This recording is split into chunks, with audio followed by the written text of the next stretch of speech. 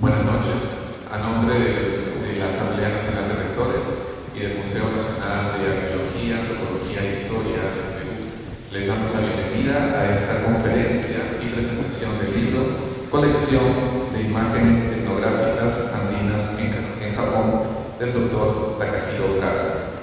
En la mesa central nos acompaña el Dr. Luis Millones, director del Fondo Editorial de la Asamblea Nacional de Rectores, el Dr. Gerardo Raz, director del Instituto Francés de Estudios Andinos, el Dr. Ladislao Landa, antropólogo de la Universidad Nacional Mayor de San Marcos, el Dr. Takahiro Kato, antropólogo de la Universidad de Nanzan, en Japón, y el Dr. Enrique Bedoya, vicepresidente de la Asamblea Nacional de Rectores.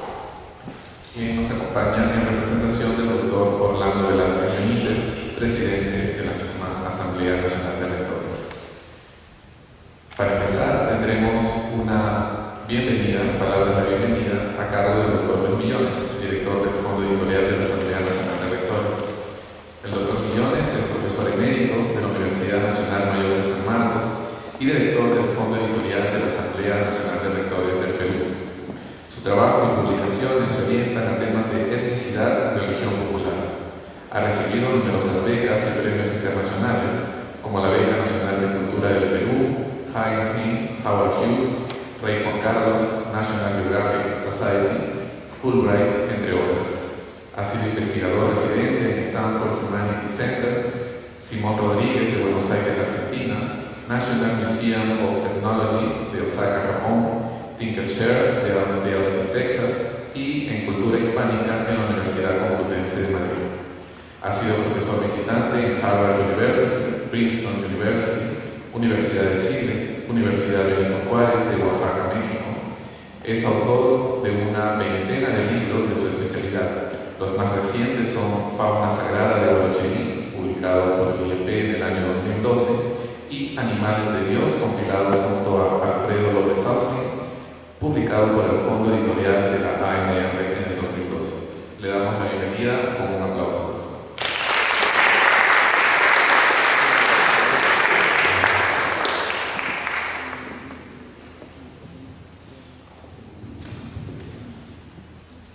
Muchas gracias a todos por estar aquí. Estoy especialmente feliz porque se trata de un libro que reúne las fotografías o un grupo de fotografías muy especial de Hiroyoshi Tomoeda, el profesor del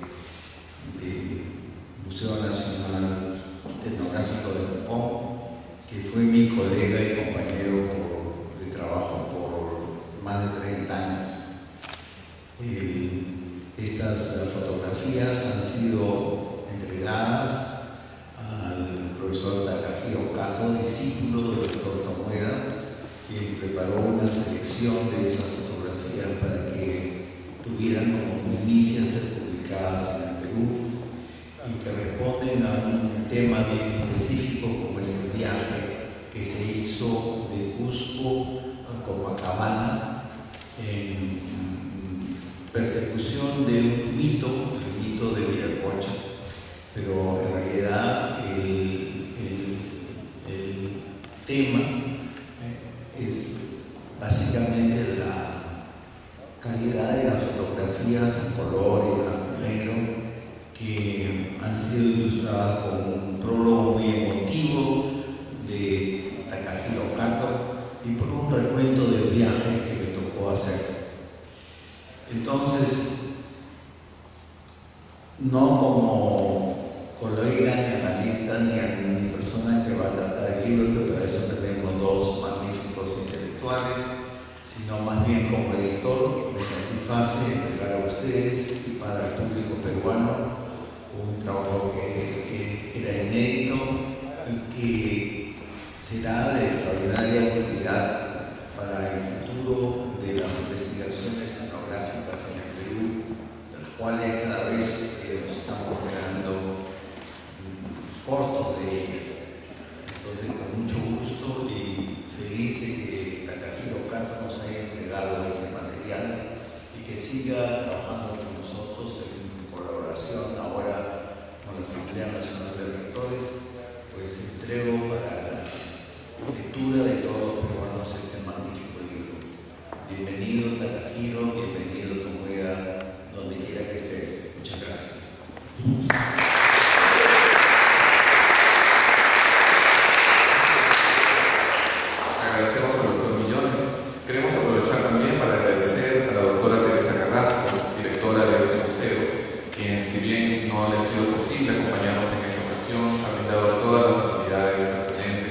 para la realización de este evento.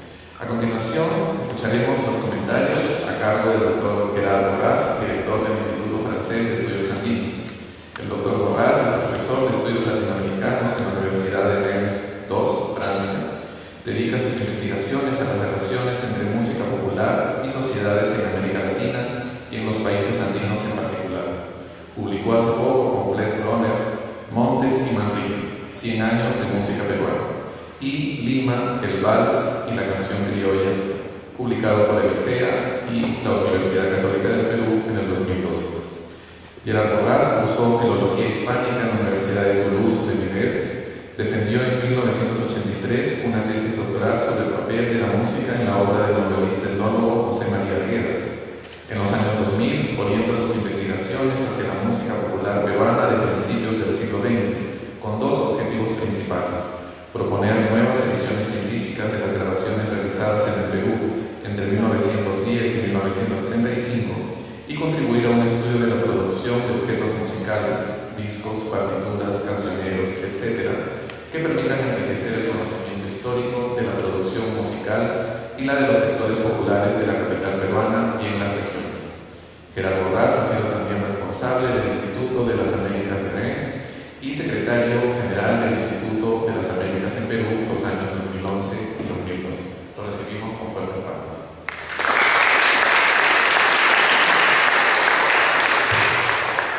Muchísimas gracias. Bueno, diré que me siento bastante emocionado, ¿no?, de estar en esta sala y por el entorno, ¿no?, histórico que esto implica, y emocionado también por haber sido invitado por colegas cuyo nombre tiene muchísima importancia, la verdad, en la realidad científica francesa, hay que decirlo. Luis Millones, que estaba comentando, lo conocíamos siendo estudiantes, y es una emoción poder compartir esta mesa y comentar este trabajo en el que él, por su vivencia, tiene mucho tiempo.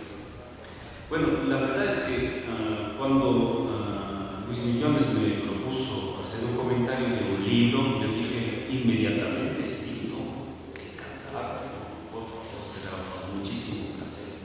Y cuando recibí el machote, dije, ¿qué pasa aquí, no?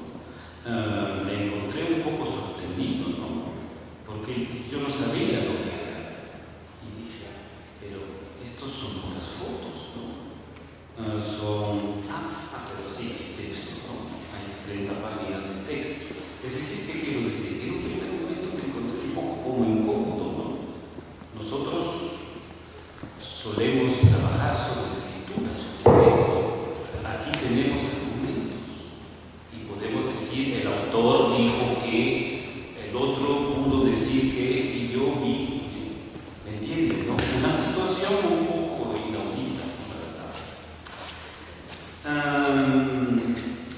Pero en realidad creo que justamente hay que tomar este momento de incomodidad como un momento sumamente interesante desde un punto de vista intelectual para pensar el objeto que se nos brinda y pensar justamente este magnífico libro, hay que decir, que nos presenta 125 fotos absolutamente excepcionales de una inmensa colección que tiene entre 30 o 46.000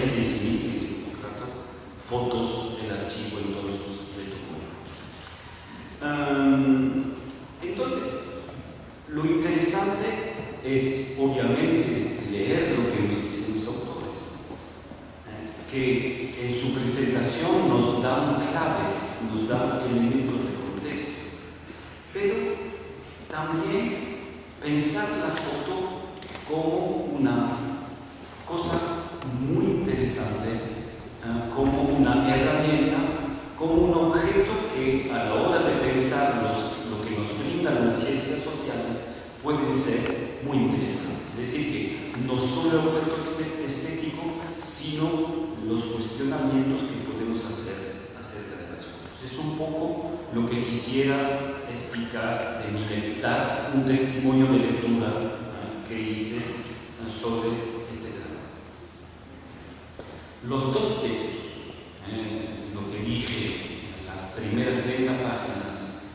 son contextualmente muy importantes porque son, en francés llamamos esto une mise en bouche, es decir, en los restaurantes chic lo que ofrecen antes de la comida, ¿no? Una cositilla ahí, como para aguar la boca del que va a comenzar, ¿no? Y es eso lo que tenemos. Dos textos muy aclaradores. Primero el Decáto, que nos cuenta lo que fue la historia y que, sin embargo, la historia de esta fantástica colección, no diré muchas cosas al respecto, creo que mi colega podrá profundizar este aspecto tal vez, pero también empieza a plantear las preguntas interesantes, ¿no? ¿Qué relación o cómo podemos ubicarnos frente a las fotos? ¿Cuál es yo diría, aparte de la dimensión estética, la función que pueden cumplir estas fotos en un momento dado en nuestra relación a este mundo andino y a la manera más modélica, diría, más universal, la relación que tiene lo visual fotográfico con una realidad? Y esto me parece realmente interesante. El texto muy amistoso del profesor Millones es también la otra clave, porque nos da otro elemento del contexto. Entendemos que esto es una impresionante historia de amistad, ¿no? Que estas fotos también son el testimonio de lo que llamamos en francés el parcours, la carrera común de dos seres absolutamente apasionados que sí, aparentemente están buscando Viracocha, pero que detrás de esta búsqueda están buscando mucho más. Y en este sentido me parece realmente interesante la contextualización que el profesor Millones hace sobre Rachi, Tiahuanaco y Copacabana. Y les tengo que confesar que por haber estado durante muchos años en esta zona, me sentí muy conmovido al ver estas fotos que retratan, y creo que a lo mejor, pero tú sabes que estuvimos allí juntos sin saberlo, ¿no? Yo andaba en los años 70 por estas zonas, tal vez entre Tomoena y el señor, el profesor Millones, nos hemos cruzado sin saberlo. Entonces, este conjunto de fotos y su pertenencia a un archivo tan inmenso me hace reflexiones sobre el papel que puede tener la foto en las ciencias sociales. En su texto, el profesor Cato dice que Tomoena podía dar 30 minutos sobre una sola foto. ¿Por qué? A las claras. Con la foto van muchas cosas y este libro es el claro ejemplo de ello. Primero, la belleza, la estética, y las vemos estas fotos, ¿no? Detrás de esto vemos que sabía tomar foto, pero más allá de lo que los ojos perciben, hay otras cosas no visuales que tienen mucha importancia. Hay con la foto el contexto, el contexto de la toma, el momento en el que se está tomando la foto, la época, la estación, el porqué del viaje, los objetos. Y algo más abstracto, la intención del que saca la foto, del fotógrafo, y de por qué sacó la foto, qué objetos estaba mirando, qué objetos estaba seleccionando. Es decir, que no tenemos que ver una mirada muy sencilla, sino ver el objeto en su dimensión amplia, y eso es interesante. Algo que tiene que ver con el proyecto del que saca la foto, la conciencia, ¿no?, de lo que está haciendo. Pero, aparte de la conciencia que tiene el autor, hay mucho más. Hay, yo diría, lo que no ha pensado el fotógrafo y que existe a pesar suyo. Lo grabado, la memoria que él deja, a pesar suyo, sin saberlo, de lo que ha existido en un momento dado y que la foto tiene la capacidad de conservación. Ahí ustedes tienen cuadros pintados que representan una realidad de momento, pero es una representación a través de un pincel. Aquí la foto tiene esta magia de representar, con muchas comillas, objetivamente una realidad que viene fijada, delimitada, y eso tiene para nosotros, académicos, un valor absolutamente inigualable. Eso me parece realmente, esta capacidad de conservar, lo medimos con los documentos. Y la verdad es que al ver este libro, este documento, me vino a la memoria muchas experiencias similares que han existido en este mundo americano y que hoy en día nos maravillan para los que tienen la oportunidad de ver estos documentos. Estoy pensando en el primer fotógrafo de la realidad americana que se llama Désiré Charnay, un francés que vino a México y Guatemala y que fotografió las ruinas a eso de los años 1865 y que dejó fotos espectaculares de lo que vi. Estoy pensando en un señor que ha sido peruano por un tiempo y que ha sido mi antecesor, el prestigioso profesor François Chevalier, que ha sido director del Instituto Francés de Estudios Andinos y que ha llegado así una fototeca gigantesca. Estoy pensando en la misión Créqui-Montfort en particular, estoy pensando mucho en eso, porque la misión científica francesa de 1903 dejó decenas y decenas de fotos del Tiahuanaco. Y es espectacular ver lo que era el Tiahuanaco en 1903 y la visión que nos ofrece el libro que tenemos entre las manos. Es decir, que a través de la foto medimos no solo la evolución académica, como decía Tomoera, no solo este camino de la investigación, sino también cómo las cosas pueden cambiar.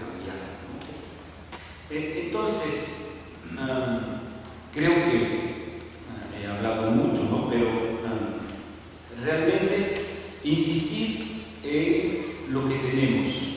Podemos disfrutar de la belleza de las fotos y quiero felicitar realmente el cuidado. Yo tenía el machote hasta hace poco y ahora estoy descubriendo el libro que tengo entre las manos.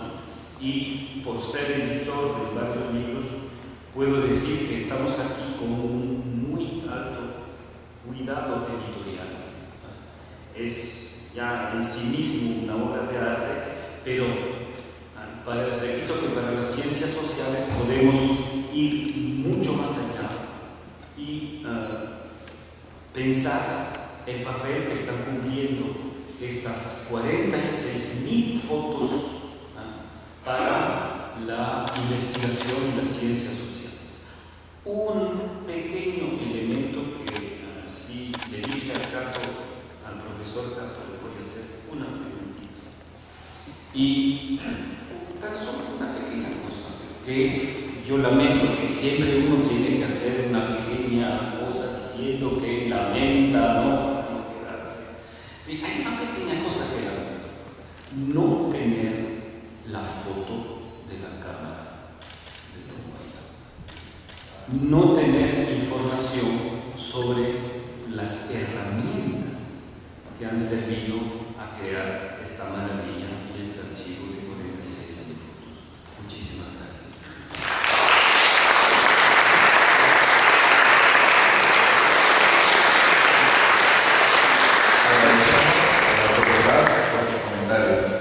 Acto seguido, escucharemos los comentarios del doctor Ladislao Landa, antropólogo de la Universidad Nacional Mayor de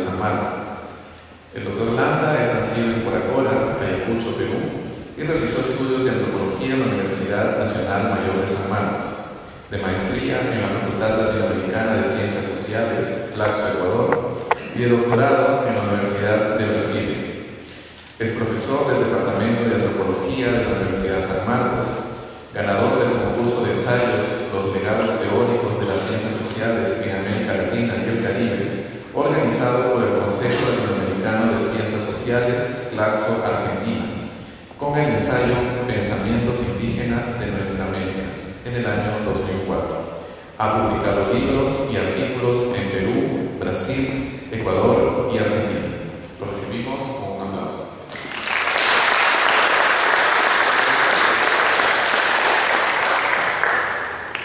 Muchas gracias.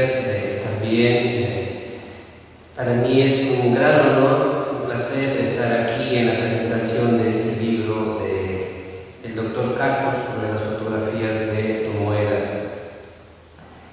Voy a leer este texto, creo que nos han dicho un tiempo bastante corto, creo que no nos va a tomar más de lo necesario, pero para hacer más corta esta presentación voy a tratar de leer rápidamente esto. Para comenzar, creo que es importante hacernos la pregunta: ¿cómo deberíamos definir este libro? Relacionado con la antropología visual, es un complemento etnográfico, una bitácora de viaje. Creo que esas son preguntas necesarias que saltan al leer este gran trabajo. Como podrían apreciar los lectores, espero que lo hagan, Caco nos hace una buena presentación, como ya señaló el doctor Borrás, sobre el itinerario fotográfico de Tomoeda, y sobre todo creo que debemos agradecerle su interés porque ha permitido el rescate de estas fotos que, según él, podían haber terminado en el basurero según el carácter de Tomoeda.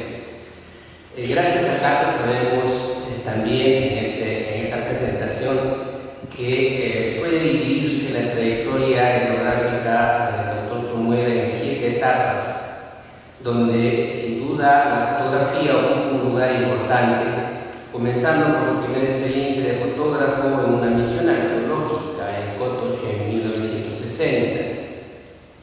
Según el doctor Caco, el archivo completo, como ya señaló en el texto, dice 40.000 fotos, ahora nos recuerda el doctor Borroso más de 46.000 fotos. Y esto testimonia precisamente el interés de un antropólogo por el espacio andino. Y con razón, Caco compara a Tomoeda con Guamán Mariala, puesto que sus imágenes registran la cultura de nuestro país, claro, en diferentes épocas. Estas fotos tomadas entre 1960 y 2003, el doctor Millones lo decía, 30 años de amistad, yo creo que está disminuyendo, ¿no?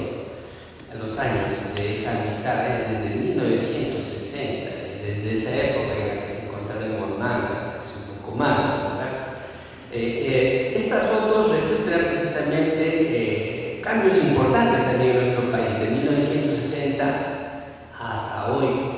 Es la segunda mitad del siglo XX, posiblemente una época muy importante para nuestro país, donde ocurrieron precisamente transformaciones expresadas, por ejemplo, en este testimonio, según el doctor Caco, en las palabras de Tomoeda, en sus visitas a Puquio fotografiaba desde un mismo ángulo y se podía observar justamente los cambios que estaban ocurriendo en este pueblo que sin duda desde las detalladas descripciones de José María Aguirre siempre ha llamado la atención a todos los antropólogos.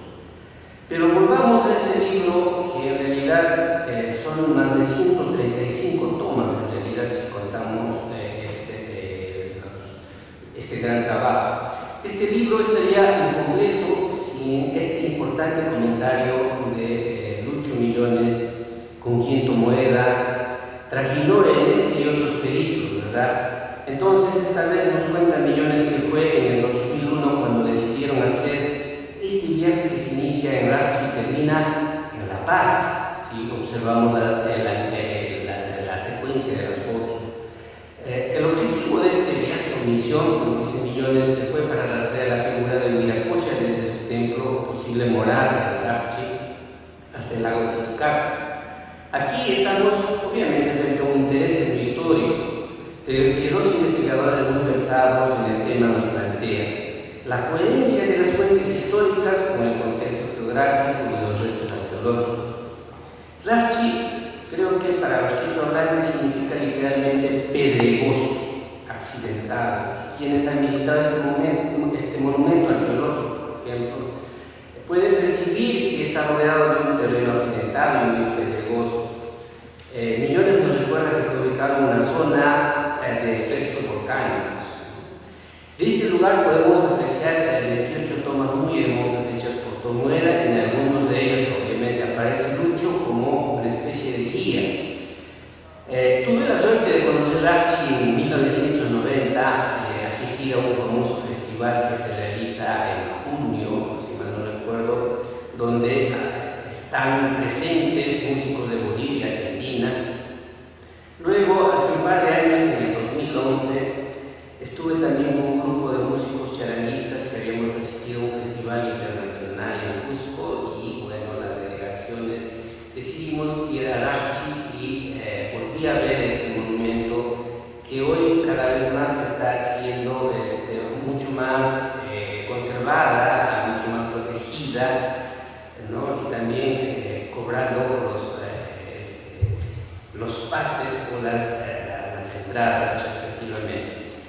Como sabemos, Rachi también representa esta conclusión, es creo que el único monumento arqueológico que combina piedras clásicas cusqueñas, es decir, trabajo de los incas, pero también la construcción continuada con barro, con tapiales, si uno observa con más atención, si mal no recuerdo. El único lugar donde podíamos observar un monumento arqueológico parecido, aunque mucho más pequeño, por lo menos de mi experiencia, es en Pucarajaya, en el Cascoamán.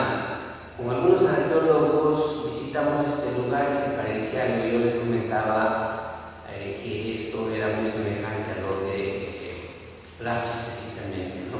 Aunque, repito, es pequeño este lugar o esta construcción, la de Pucarajaya.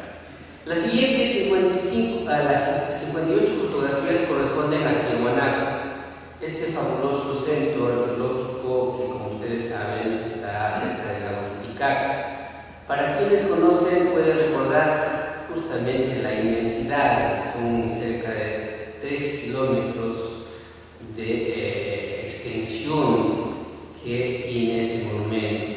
Ciertamente, las veces que fui, una de ellas tuve la suerte de cajinar también con un indígena chavali de Matías Titomoe Guané, con quien hicimos una experiencia etnográfica medio extraña. Traje a un indígena del Perú para que me contara cómo veía un indígena lo que los antropólogos podrían describir. Entonces, igualmente recuerdo las miradas, es decir, los lugares desde donde Tomueda también tomó excelentes fotografías. Estos templos prehispánicos son muy admirables, uno no se cansa de observarlas. Todas las veces que he pasado por Puno o por La Paz, siempre me he dado un salto a este lugar para poder disfrutar. En este caso, como buenos antropólogos, Tomueda y Millones han recorrido rincón a rincón este monumento prehispánico, que, por ejemplo, esto está mostrado en las fotos de Tumapún, ¿no?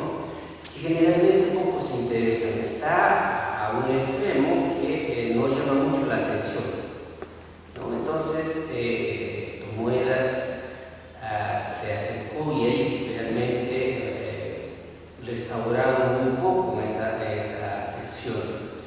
Y quisiera contarles una anécdota, ya que también el doctor Tomueda y Lucho mencionan que tuvieron que buscar a las personas que estaban encargadas de dar los boletos de entrada para el pago a la visita al monumento arqueológico. Cuando yo visité en el 98, si mal no recuerdo, todavía no existía este esquema, es decir, los indígenas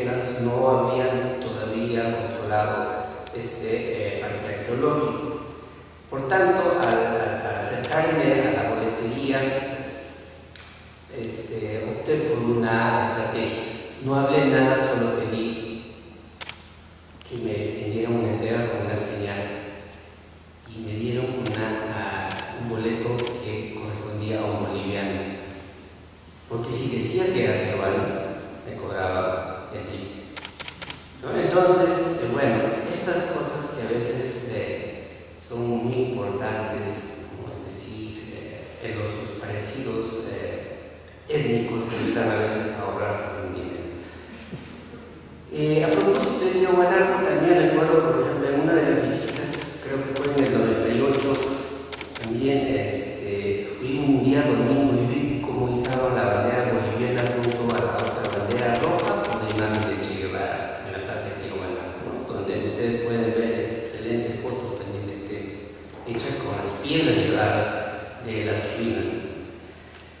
Finalmente, creo que las 49 fotos de Copacabana también nos muestran el esplendor y la maravilla de este lugar, ¿no? Sin antes mencionar también que hay muy buenas fotos del estrecho de Tiquina, ¿no? Este pase muy interesante, muy bonito, que todos quienes vienen desde La Paz hacia Copacabana deben transitar por unos ferries para trasladar tanto a los transportes como también a las personas, y ahí es donde los marinos bolivianos ejercitan también su trabajo de una u otra manera. El trabajo de estas fotos es complementado, como el señor ha señalado, el doctor Borrás, ¿no? Con estos comentarios de Lucho Millones, y creo que es interesante observar cómo se recuperan estas expresiones. Una fuente muy importante sin duda es las crónicas de Ramos Gavilán, pero esta vez quiero complementar un dato que podría ayudar a comprender quizás también las religiones, el desarrollo de la religión colonial, pero también quizás la prehispánica. Sucede que si uno toma atención en la estructura, la construcción del templo de Copacabana es muy semejante al templo de la Virgen de Cochacas en Chinchilla.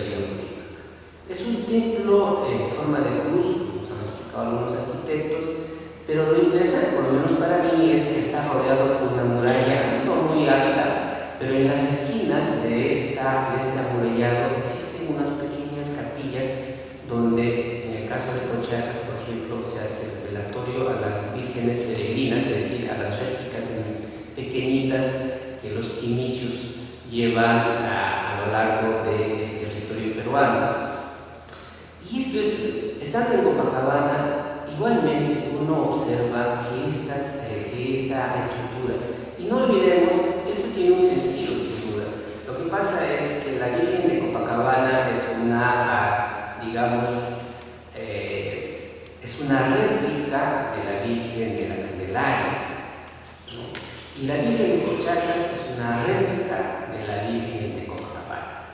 Y es más, a fines del siglo XVI fue un indígena de esta región, es decir, de esta región que hoy es Chincheros, fue hasta Bolivia para en un peregrinaje por su salud y volvió con la imagen de Cochacas, hecha en Bolivia por imagineros indígenas del actual territorio boliviano. Por tanto, no es extraño que también se haya introducido el templo de Copacabana en Cochacas, un pueblo pequeñito que está en el valle del río Pampas, ¿no? En uno de los recovecos del río Pampas, y que durante el año solo viven unas 400 personas, y en la fiesta llegan hasta 30.000 en el 96, cuando fue el 400 años de la inicialización de esta Virgen. Entonces, estas semejanzas creo que son trabajo de doctor Tomoeda y este periplo con Lucho. Aunque se trata de fotografías de 3 lugares, observamos que se han incluido también fotos de viajes que hemos tomado desde el avión, la misma ciudad de La Paz y los puertos del lago Titicaca. Son efectivamente fotografías del camino y confirman las afirmaciones del doctor Carpo. Tomoeda estaba con la cámara en mano esperando la menor oportunidad, ¿verdad? Para terminar, quiero retomar las preguntas señaladas al inicio. Es decir, ¿es un libro de antropología visual? Creo que este es un documento que nos permite presentar las imágenes de un etnógrafo interesado en su profesión, sin duda. En mi historia, en este caso, la historia prehispánica, representan estos testimonios arqueológicos en este libro. El debate entre los antropólogos sobre lo visual supone nuestros encuentros con la estética y la buena narración a la que nos conduce la fotografía profesional, en algunos casos la provocación del cine, la discusión sobre el cine etnográfico. Considero que Tomoeda ha cumplido su propósito al mostrarnos una experiencia de viaje y su atención en los monumentos arqueológicos sin descuidar la estética. Esto es un gran mérito, sin duda. Sin dejar de ser un gran etnógrafo, nos muestra su gran habilidad para la fotografía. Podríamos decir que interpela principalmente a los antropólogos, no obstante, invita a los no antropólogos a interesarse por espacios de la cultura andina. Por eso diría que esta es una presentación de espacios como Raja, Chiquiahuanaco, Copacabana, el estrecho de Tiquina, La Paz, aunque el libro nos presenta exactamente un periplo directo. Es decir, si uno hace el viaje, como yo hice algunas veces, lo más lógico es ir del Hache a Copacabana y luego a Tiahuanaco. No obstante, para quienes viajan por el puente fronterizo de Desaguadero, es lógico que primero se llegue a Tiahuanaco y luego se vuelva hacia Copacabana, cruzando este estrecho de Copacabana. Nos falta ver, o sea, estamos provocados a ver las otras fotos del doctor Tomoeda. Posiblemente he llegado a la Isla del Sol en esa ocasión o en otra ocasión, o los mismos de fotos, ¿no? Esperemos que se publiquen más adelante. Muchas gracias.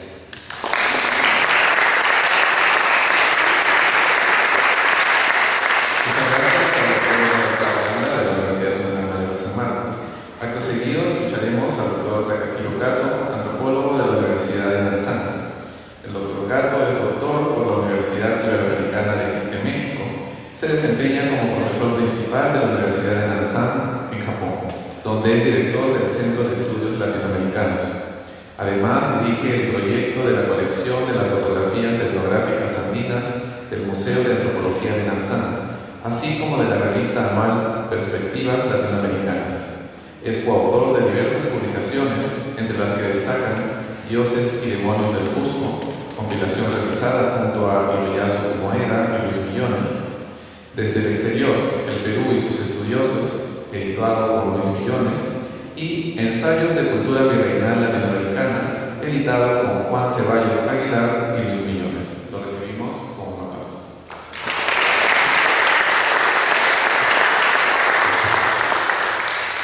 Muy buenas noches.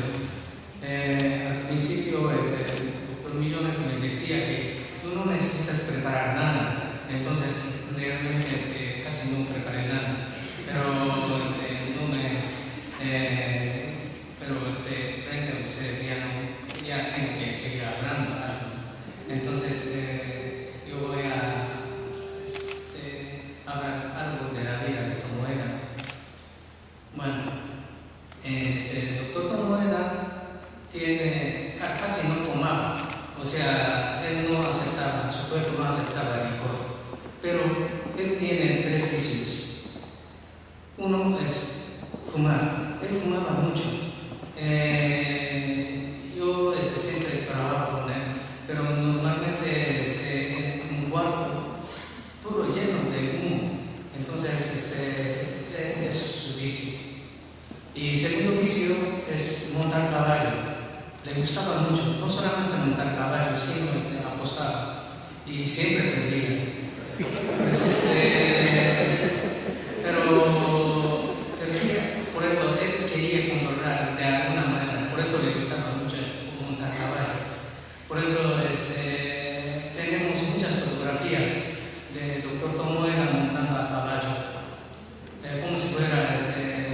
apóstol Santiago.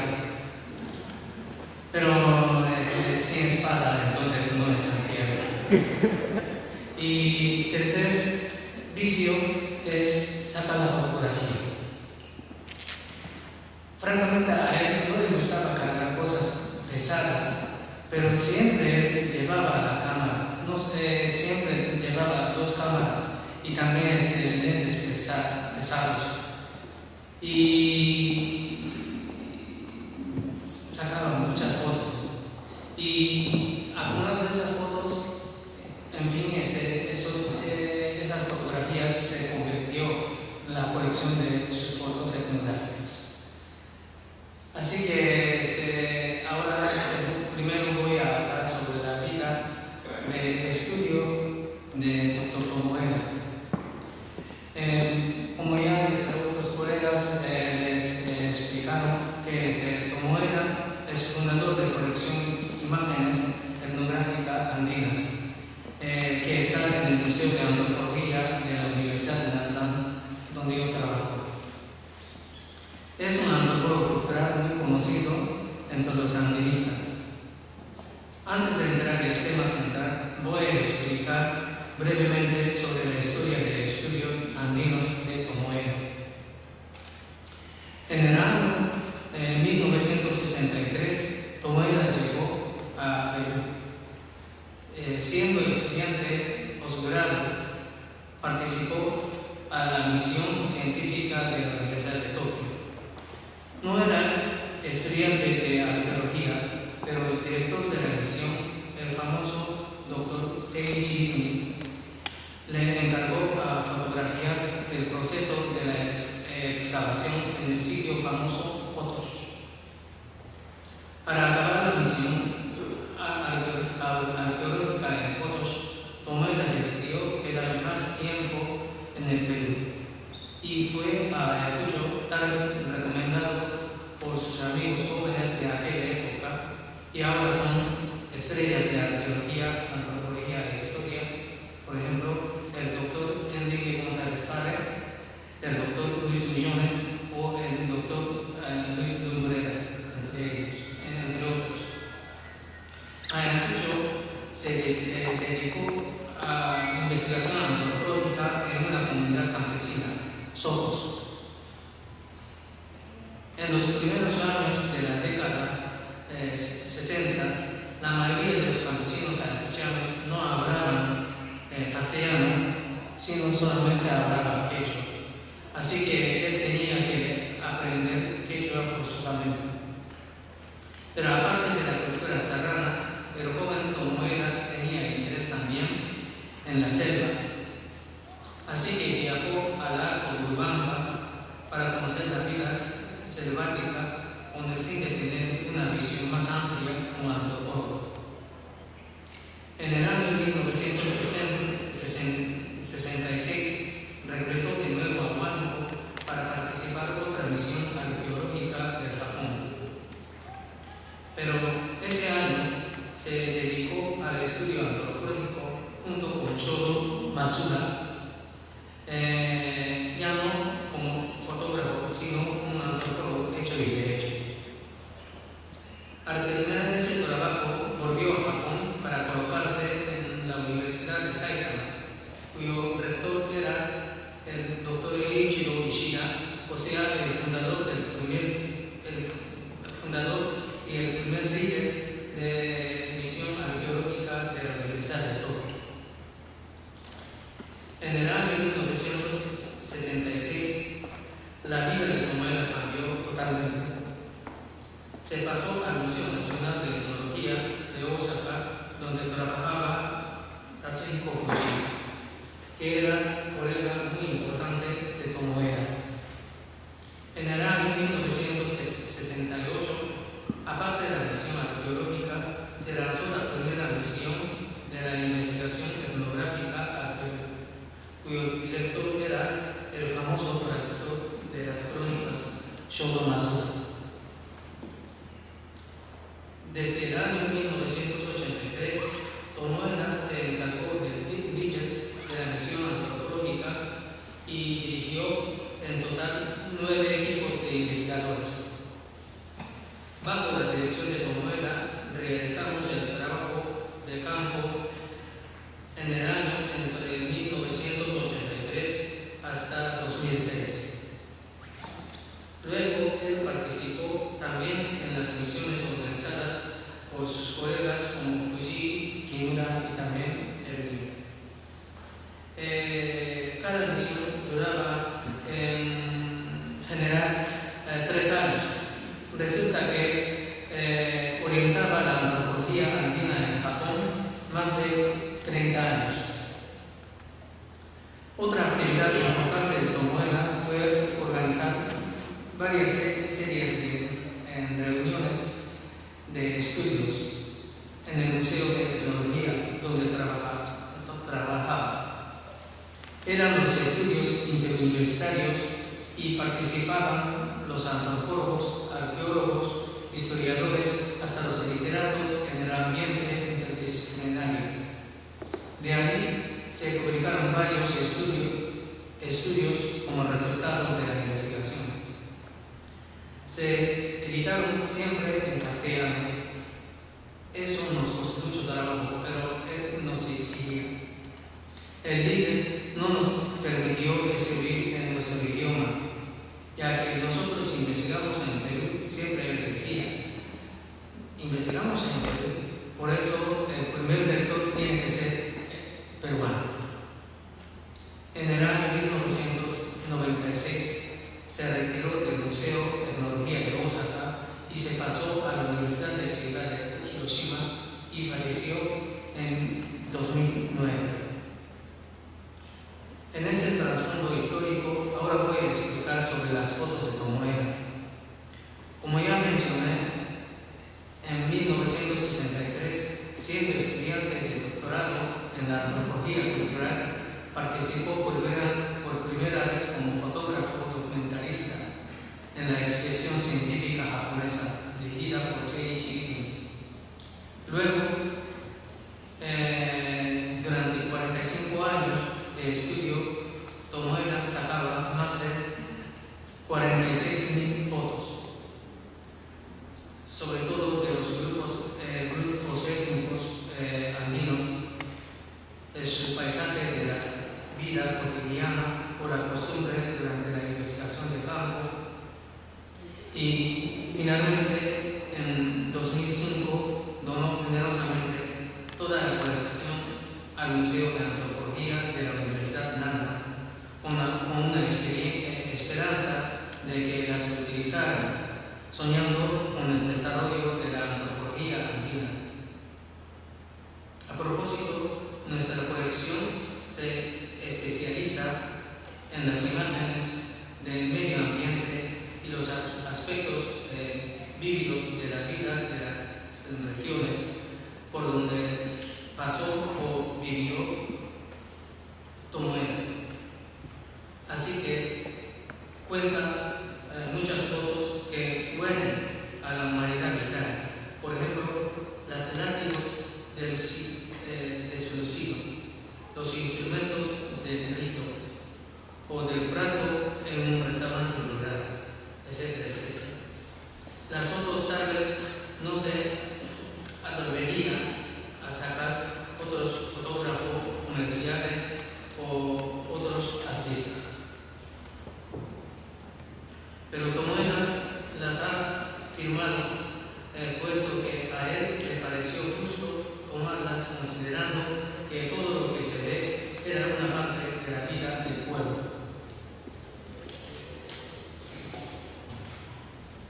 Este antropólogo no se ha olvidado de la misión que le dieron en la primera investigación en fotos, o sea, el fotógrafo documentalista tiene que dejar los datos empíricos. Por lo tanto, más de 45.000 imágenes estuvieron enfocadas de casi todos los aspectos del pueblo andino, y puso a la mayoría de los fotos los datos, por lo menos del lugar, la fecha y el objeto de fotografía. Hay otras colecciones